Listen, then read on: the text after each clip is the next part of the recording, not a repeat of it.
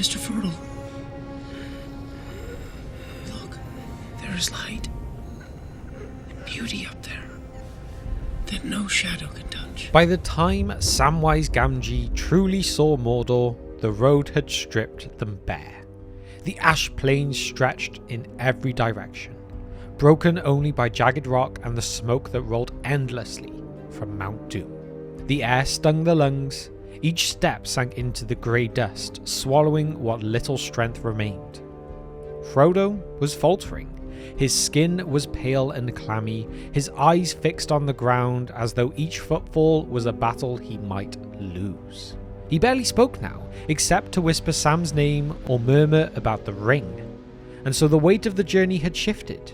Sam might not carry the One Ring, but he carried Frodo. His safety, his hope, even the stubborn spark of will to keep moving. The land itself seemed determined to crush that spark. It was a world without colour or song, a place where life had long ago been burnt out. And yet, in the middle of this lifeless place, Sam saw something no power in Mordor could hide. There, peeping among the cloud rack above a dark tor high up in the mountains, Sam saw a white star twinkle for a while. The beauty of it smote his heart, and hope returned to him. Sam wasn't searching for beauty.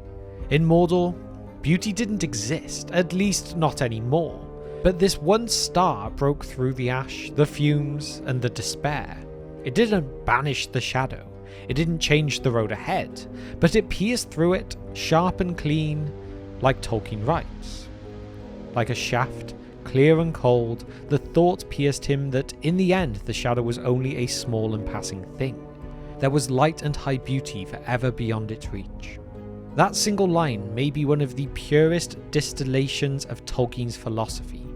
Here, in the heart of the enemy's land, Sam understands something Frodo cannot.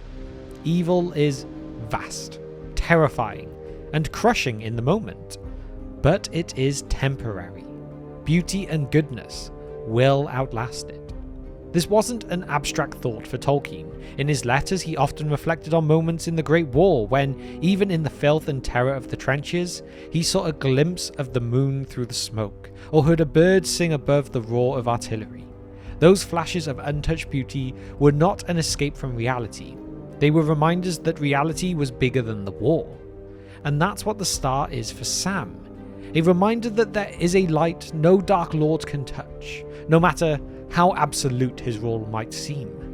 And for the first time in days, perhaps weeks, Sam's burden shifts, as Tolkien says. Now, for a moment, his own fate and even his master's ceased to trouble him. Tolkien could have given this vision to Frodo. Frodo is, after all, the ring bearer, the one at the centre of the quest. But by this point, Frodo is almost entirely consumed. His thoughts are bound to the ring. His world has narrowed to the next agonizing step. He can't look up, not in body and not in spirit. Sam? He still can. That's why Tolkien gives the star to him. Sam is not the warrior king or the learned lawmaster. He doesn't think in terms of the Valar, the music of the Aina, or the fate of Arda. But he knows instinctively what's worth holding on to. His hope isn't built on prophecy, it's built on loyalty, love, and the simple truth that beauty matters. And in this way, Sam joins a small fellowship of lookers up in Tolkien's legendarium. Frodo, much earlier in the story, glimpses the white shores in a vision while lying wounded at the ford of Bruinen. Galadriel looks west from Lothlorien, past the sundering seas. Frodo and Sam both use the light of Eärendil's star in Shelob's lair to drive back despair. These moments are not about victory, they're about perspective. They remind the characters and us that evil never encompasses the whole of reality. Sam's star is perhaps the most profound of them, all because it comes at the pinnacle of the quest, in the one place where light should be impossible. Yet it is here that he sees it most clearly. When the star fades behind the clouds, Mordor closes in again. The fumes still choke the air, the dust still clings to their skin, Frodo still stumbles forward, and the road to Mount Doom is just as cruel. But Sam? He has changed. Before the star, Sam was carrying Frodo's body. After the star, he is carrying Frodo's hope. It's not the hope of coming home to the Shire. Sam is realistic enough to know they may never leave Mordor alive. It's the hope that the journey matters, whether or not they see its end. That the effort to destroy the ring is worth their lives, because somewhere beyond this choking darkness around them, light still shines. This shift is why, on the slopes of Mount Doom, when Frodo can no longer move, Sam does not hesitate. Come, Mr. Frodo. I can't carry it for you, but I can carry you and it as well. That line isn't born of sudden courage. It's born of a conviction that was forged when Sam looked up and saw that star. It's the knowledge that what they're doing is part of something far greater than either of them, and that given everything is the only possible answer. From this point, Sam becomes more than Frodo's friend. He becomes the will that carries the quest to its end. Tolkien described the heart of a fairy story as the Eucatastrophe, the sudden turn from despair to joy. It doesn't erase the pain, and it doesn't undo the struggle, but it offers a glimpse of the truth that all darkness will pass, and that joy is the truer reality. The star in Mordor is one of the most concentrated examples of this in all his works. It doesn't heal Frodo's wounds, it doesn't shorten the road to Mount Doom, it doesn't defeat Sauron, but it changes Sam, and through him it changes the fate of the quest. Because after seeing that light, Sam knows that Mordor isn't the whole world. The shadow is vast, but it is not eternal.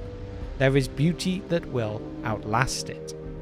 That's why this matter that you could just flick over matters so deeply. It is not just about hope, it is about perspective. The war against Sauron is not the whole story of the world, and even if they fail, that light will remain untouched. And so, there we have it. Perhaps that is why Tolkien gave this moment to Sam. Not to Frodo, not to Aragorn, not to Gandalf, but to the gardener from the Shire, whose heart could still lift his eyes in the darkest places in Middle-earth. When the world feels like Mordor, Sam reminds us to look up. It is a lesson we can take to our real lives. Even if the shadow is all around us, it is still only a small and passing thing. So no matter how you may be feeling yourself, when you have those moments when you feel like you cannot continue, there is shadow, but there is also light, and high beauty forever beyond its reach. Now it is your turn, and I want to ask a question a little deeper today. How have the stories of Tolkien really helped you out in your life? They have inspired and lifted so many of us in dark times. I would love to hear the positive stories from all of you. And along with that, if you would like to support the channel in other ways, please consider our Patreon. It would really help us out in that up and down world of YouTube. But with that, thank you for spending just some of your time with me today, and I will see you next time on The Broken Sword.